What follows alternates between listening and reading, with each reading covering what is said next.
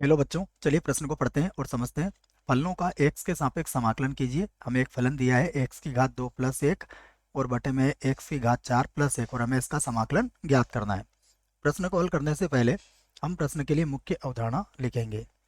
तो प्रश्न के लिए मुख्य अवधारणा, जिसकी सहायता से हम इस प्रश्न को हल करेंगे। मुख्य अवधारणा में हम समाकलन के कुछ सूत्रों को लिखने वाले हैं। तो मैं यहाँ पर प्रश्न को देखने से हम इस बात को समझ सकते हैं कि यहाँ पर a का वर्ग माइनस एक्स का वर्ग का समाकलन का सूत्र हमें याद होना चाहिए। ये होता है 1/2a, 1/2a और ये होता है a प्लस एक्स बटा a माइनस एक्स प्लस सी। या फिर इस सूत्र का प्रयोग किया जा सकता है एक dx, ये हो जाएगा x का वर्ग माइनस a का वर्ग, ये बराबर होता है 1/2a, यहाँ पर हो जाएगा log x माइनस a और बटे में आ जाएगा x प्लस a। चाहो तो इनको आप मापांक में भी लिख सकते हो। तो इनमें से कुछ सूत्रों का प्रयोग हम प्रश्नों में करेंगे। अब जिसका हमें समाकलन करना है बच्चों, इसको हम i के बराबर मान लेते हैं समाकलन के सहित। माना माना हमारा प्रश्न को हम इस प्रकार लिख लेते हैं, i बराबर इसका समाकलन x की घात 2 प्लस 1 और बटे में है x की घात 4 plus 1 dx।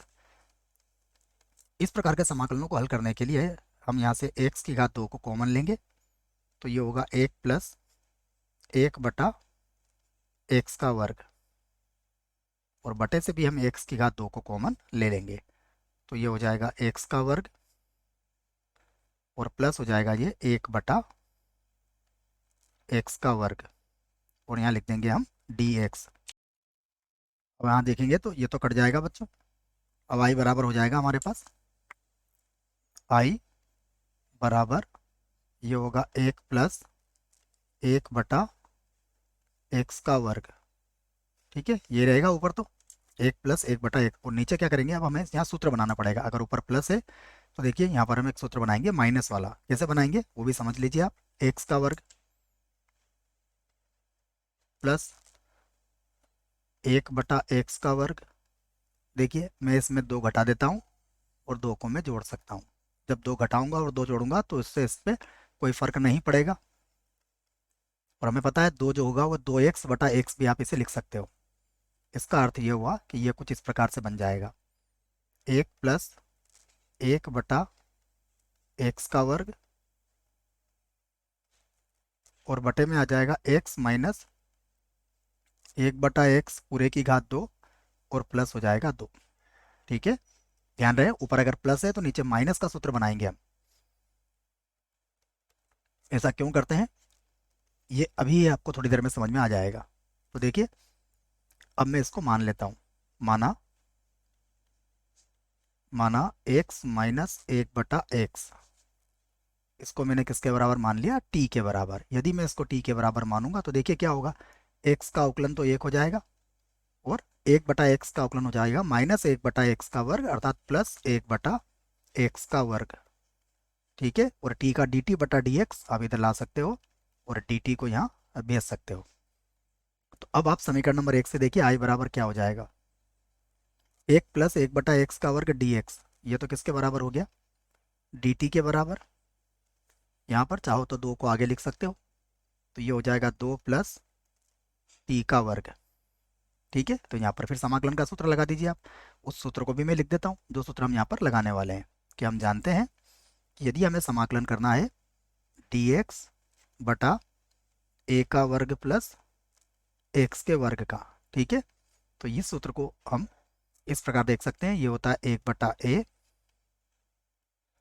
Tan inverse x/a plus c। ठीक है बच्चों, तो प्रश्न को देखने से लग रहा था कि यहाँ माइनस चिन्ह आएगा, इसलिए हमने मुख्य अवधारणा में ये माइनस के चिन्ह लिखे थे बच्चों, माइनस वाले सूत्र लिखे थे, परंतु हल करने पर यहाँ प्लस बन गया है तो हमने ये प्लस वाला सूत्र यहाँ लिख लिया है। ठीक है ना, उसके लिए माफी चाहूंगा, ये हमने पहले नहीं लिखा है।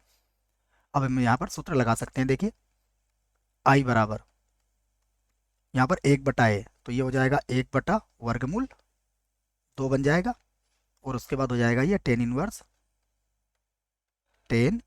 इनवर्स क्या हो जाएगा टी, और बटे में कितना आ जाएगा वर्गमूल 2।